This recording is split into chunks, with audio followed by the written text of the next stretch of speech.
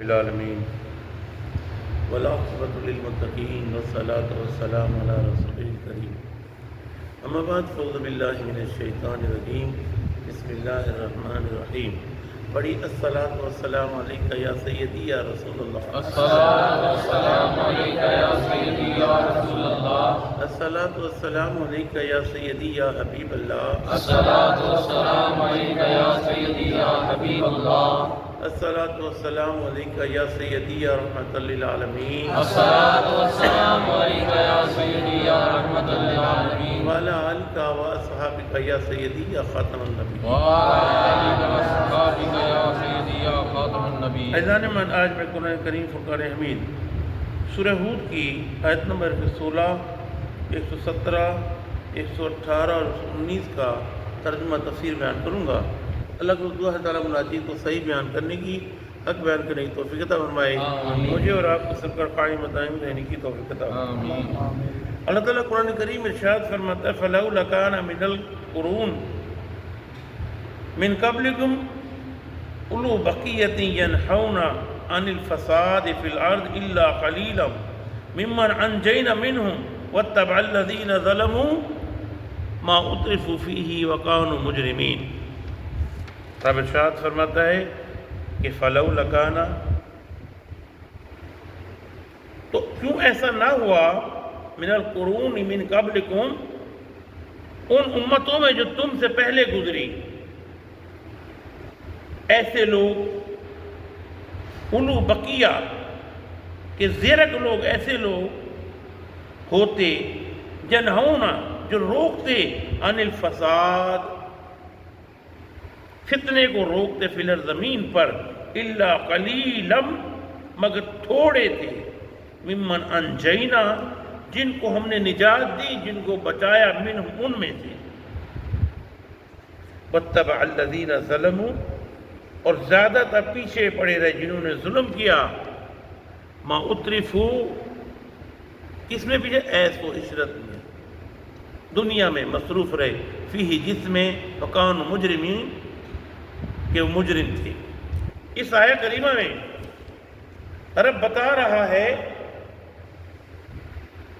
قوم نوح کو دیکھا، قوم سمود کو دیکھا، قوم صالح کو دیکھا، قوم شعیب کو دیکھا، قوم لوط کو دیکھا، چند لوگ تھے اور چند کو بھی اللہ نے بچا لیا، زیادہ جو تھے فساد پھیلانے والے تھے، ان کا انجام یہ ہوا کہ اللہ نے ان کو غرق کر دیا، تباہ و برباد کر دیا۔ اب یہ سبق دیا جا رہا ہے، بتایا جا رہا ہے، کہا کہ جو اچھے ہیں وہ اچھے ہیں، اللہ ان کو بچاتا ہے۔ آگے ارشاد فرمایا وَمَا كَانَ رَبُّكَ لِيُهْلِكَ الْقُرَىٰ بِظُلْمٍ وَأَهْلُهَا مُصْلِحُونَ، ایسا نہیں ہے کہ آپ کا رب برباد کر دے لِيُهْلِكَ الْقُرَىٰ بستی کو بے ظلم سے، وَأَهْلُهَا مُصْلِحُونَ اس میں اگر بسنے والے نیکوکار ہوں۔ یہ سوال ہوا نا، آپ کو یاد ہو پچھلی تفسیر میں کہ جب فرشتے حضرت ابراہیم علیہ السلام کے پاس آئے تھے تو فرشتے کہنے لگے اے ابراہیم ہم لوط کی قوم کو غرق کرنے جا رہے ہیں۔ تو ابراہیم علیہ السلام فرمانے لگے، کہا کہ جس قوم میں 100 بندے نیکوکار ہوں کیا اس کو غرق کیا جائے گا کہ نہیں؟ کہا اگر 50 ہوں تو کہ نہیں، کہا اگر 20 ہوں تو نہیں، اگر 5 ہو تو نہیں۔ تو فرمایا گیا، کہا کہ اللہ نے کیا کیا، کہا کہ جو نیکوکار تھے ان کو اپنے نبی کے ساتھ نکال لیا، الگ کر دیا، اور جو ظالم تھے ان کو غرق کر دیا، ان بستیوں کو تباہ و برباد کر دیا۔ وَلَوْ شَاءَ رَبُّكَ لَجَعَلَ النَّاسَ أُمَّةً وَاحِدَةً وَلَا يَزَالُونَ مُخْتَلِفِينَ، اگر رب چاہتا، تمہارا رب چاہتا تو بنا دیتا لوگوں کو امتً واحدہ، ایک امت، وَلَا يَزَالُونَ مُخْتَلِفِينَ وہ ہمیشہ کرتے رہیں گے اختلاف آپس میں، إِلَّا مَن رَحِمَ رَبُّكَ مگر جن پر آپ کے رب نے رحم فرمایا، اس فتنے سے محفوظ رہیں گے. وَلِذَلِكَ خَلَقَهُمْ اور اسی لیے انہیں پیدا فرمایا ہے. وَتَمَّتْ كَلِمَةُ رَبِّكَ اور پوری ہو گئی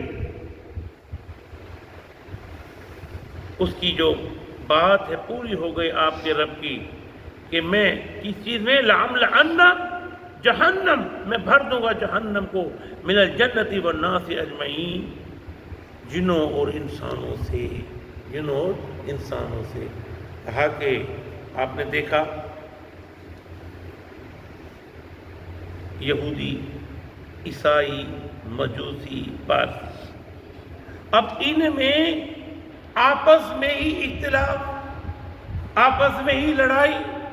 کسی نے کوئی کتاب بنائی، کسی نے کوئی بتائی، کسی نے کوئی بنائی، اپنا اپنا اختلاف. کہا کہ رب فرما اگر میں چاہتا تو سب کو امت واحد بنا دیتا، لیکن نہیں، آپس میں اختلاف ہوتا ہے. کہا کہ جو یہ کر رہے ہیں، جنہوں نے نہیں مانا، جنہوں نے حکم نہیں مانا، میں ان کو کیا کروں گا؟ جہنم کا ایندھن بناؤں گا، جہنم کو بھر دوں گا. کس چیز سے؟ جن اور انسانوں سے، سب کو ان میں جہنم میں ڈال دوں گا. اللہ عمل کرنے کی توفیق عطا فرمائے. وما علینا الا